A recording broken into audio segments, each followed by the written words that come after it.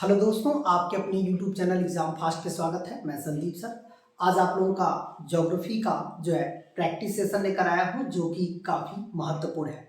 तो चलिए हम लोग ज्योग्राफी के प्रैक्टिस सेट को देखते हैं, जो किसी भी प्रतियोगी परीक्षाओं में आज बैठते हैं तो यहाँ से क्वेश्चन आना स्वाभाविक है। तो चलिए हम लोग आते हैं, यहाँ पर देखते हैं ज्योग्राफी के प्रैक्टिस को। यहाँ पर है उकाई बांध परियोजना जो है किस नदी पर स्थित है। तो याद रखिएगा, उकाई यहाँ पर पूछ रहा है, ये परियोजना कहाँ पे है। तो ये परियोजना गुजरात राज्य में है और ये परियोजना जो है गुजरात राज्य के किस जिले के पास है। तो सूरत जिले के पास है।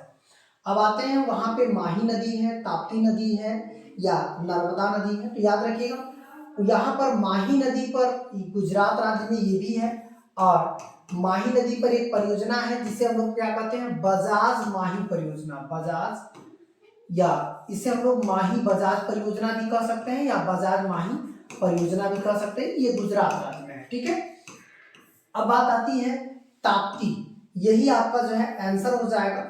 और याद रखिएगा, इसी पर उकाई बांध है, ताप्ती पर ही उकाई बांध है, ठीक है। जो ताप्ती नदी पर ही उकाई बांध है। और यहाँ पर इसको हम लोग हटा देते हैं। ये नर्मदा जो है, इसको हम लोग कहते हैं सरदार सरोवर। सरदार सरोवर जो बांध है, सरोवर, ये बांध कहाँ पे है। तो ये हो जाएगा आपका नर्मदा नदी पर सरदार सरोवर बांध है।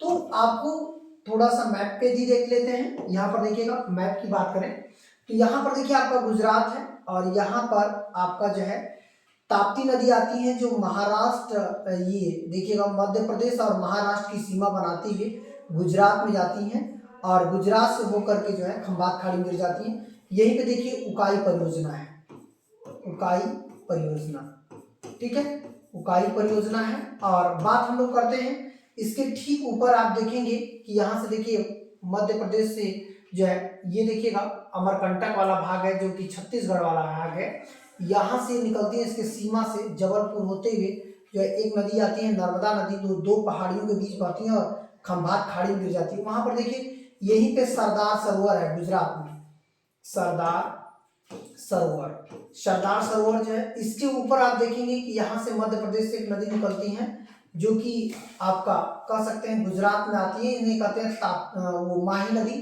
तो यहाँ पर माही बजाज परियोजना है, माही बजाज परियोजना।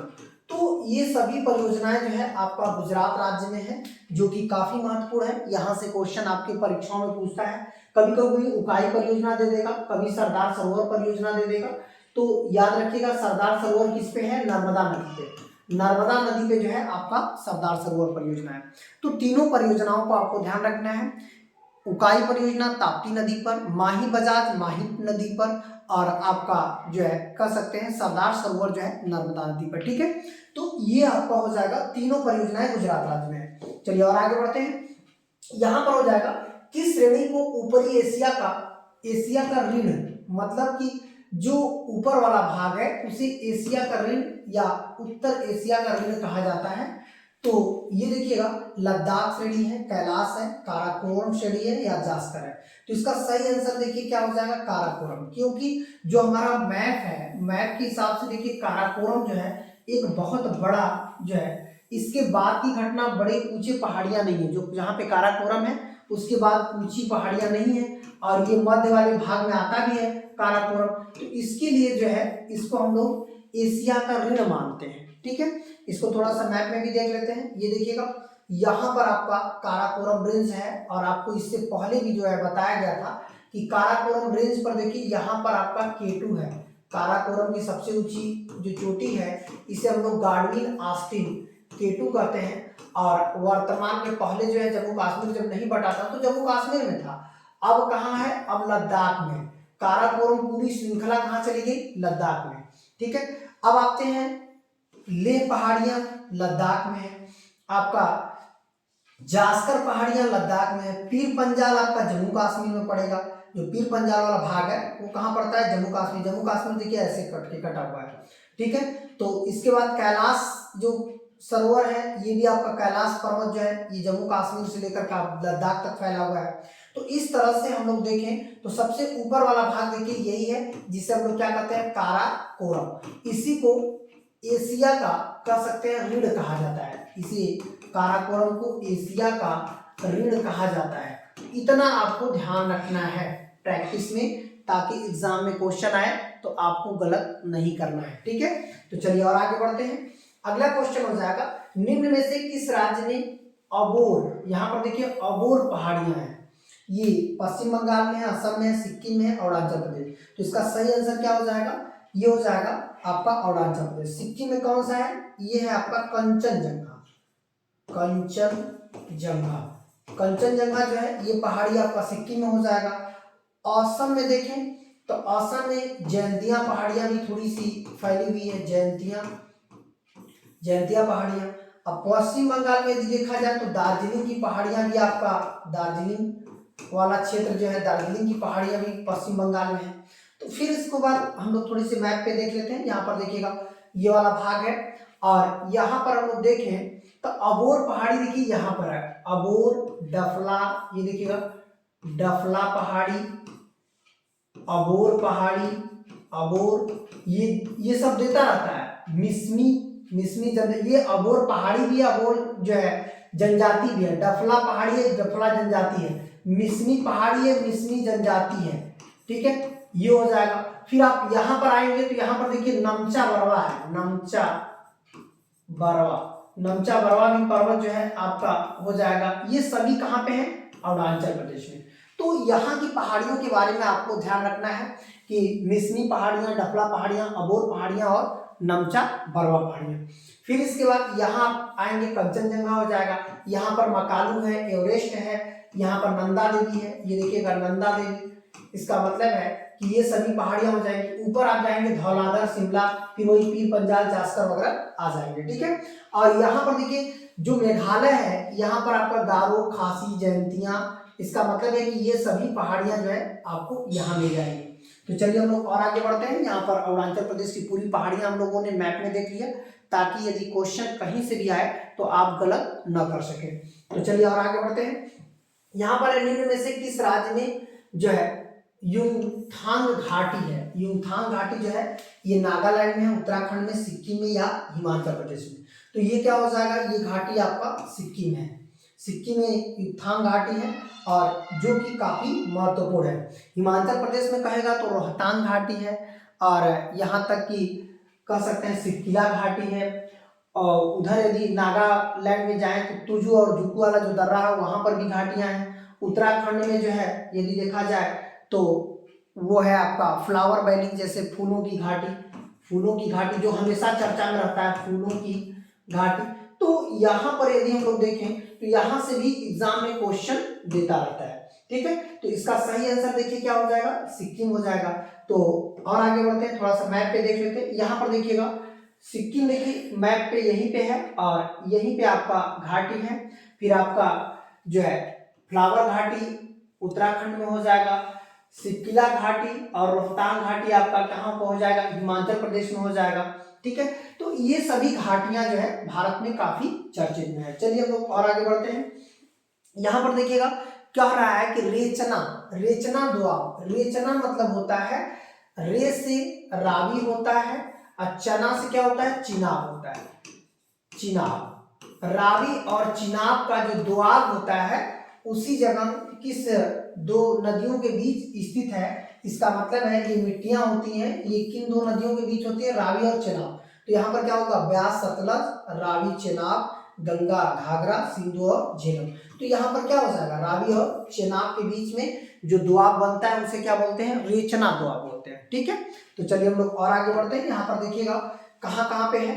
तो यदि हम लोग देखें तो रावी नदी यदि देखा जाए और चिनाब नदी, चिनाब चंद्रभागा से निकलती है, जो यहाँ पर देखिए जम्मू कश्मीर से होकर के चिनाब चली जाती है पाकिस्तान, और उसी के ठीक नीचे आप देखेंगे कि यहाँ से रावी नदी निकलती है, जो रोहतांग के पास से यदि देखा जाए तो ये भी जो है कुछ आगे जाकर मिल जाती हैं। और इनके बीच में जो दोआब होता है इसे क्या बोला जाता है, रेचना बोला जाता है, रेचना दोआब बोला जाता है, रेचना दोआब, ठीक है। तो इतना आपको ध्यान रखना है, ये सभी काफी महत्वपूर्ण है। अब आते हैं अगला क्वेश्चन देखिएगा। यहाँ पर किस दिशा में भारत में बलित पर्वत घिरा हुआ नहीं है, यहाँ पर नहीं पूछ रहा है, मतलब कौन सा दिशा है जो कि बलित पर्वत को नहीं घेरता है। ये आपका पश्चिम वाला भाग है, उत्तर पश्चिम वाला भाग है, उत्तर वाला भाग है या उत्तर पूर्व वाला। तो याद रखिएगा यहाँ से ऐसे बलित पर्वत का उदाहरण है, ये पूरा का पूरा चला गया पूर्व भारत तक। इसका मतलब है जो हमारा हिमालय है,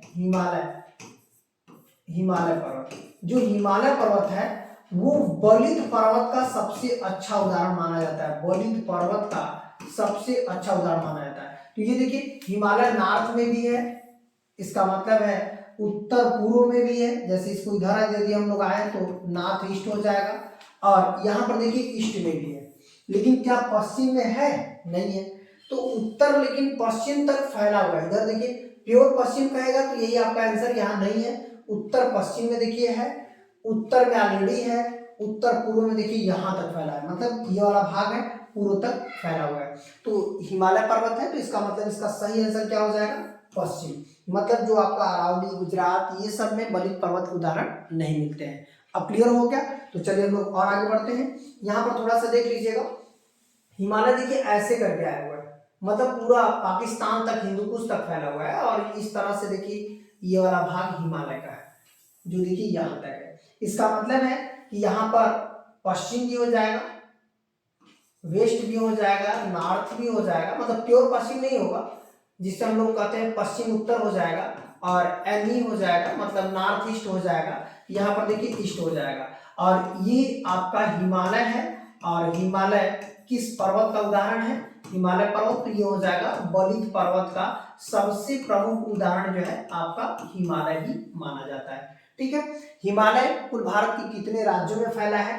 तो लद्दाख हो जाएगा, आपका हिमाचल है, उत्तराखंड है, सिक्किम है, और आपका कह सकते हैं अरुणाचल है। इतने राज्यों में आपका हिमालय फैला हुआ है। ठीक है, तो विश्व की सबसे ऊंची श्रृंखलाएं भी हिमालय में है। हिमालय पर्वत श्रृंखला एक उदाहरण है, देखिए यही क्वेश्चन आ भी गया है, ये किसका उदाहरण है? बलित पर्वत का उदाहरण। ठीक है, और ज्वालामुखी पर्वत जो होते हैं जैसे किलिमंजारो हुआ, एकांकागुआ हुआ, ये सब ज्वालामुखी पर्वत का उदाहरण है। ब्लैक पर्वत जो है जैसे जर्मनी में जो है आप देखेंगे ब्लैक पर्वत का उदाहरण है। रॉक पर्वत का उदाहरण, ये जो है पत्थर जो है वहां पे कह सकते हैं कार्बन की मात्रा ज्यादा होती है, और रॉक पर्वत का उदाहरण होते हैं।